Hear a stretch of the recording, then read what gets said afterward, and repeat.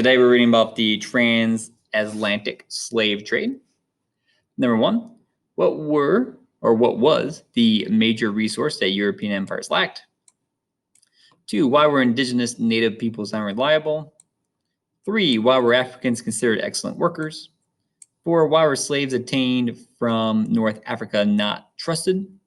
5, what goods were taken to Africa? 6, what happened in the second stage? And 7, what slave-produced goods were sent to Europe? Why did the slave trade begin? Industries in Europe drove European countries to explore the world, establish colonies, and bring back raw and produced goods. As European empires expanded to the Americas, however, they lacked one major resource: a workforce. In most cases, the indigenous native peoples had proved unreliable. Most of them were dying from diseases brought over from Europe.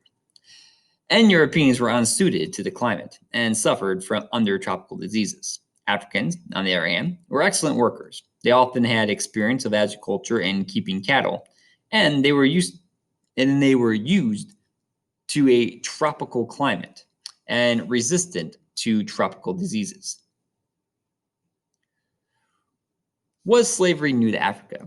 Africans had been traded as slaves for centuries, reaching Europe by the trans-Saharan trade routes. Slaves attained from the Muslim-dominated North Coast, however, proved to be too well educated to be trusted and had a tendency to rebel. What was a triangular trade? All 3 stages of triangular trade proved lucrative for merchants. The first stage of the triangular trade involved taking manufactured goods from Europe to Africa: cloth, alcohol, tobacco, metal goods, and guns. These goods were exchanged for African slaves.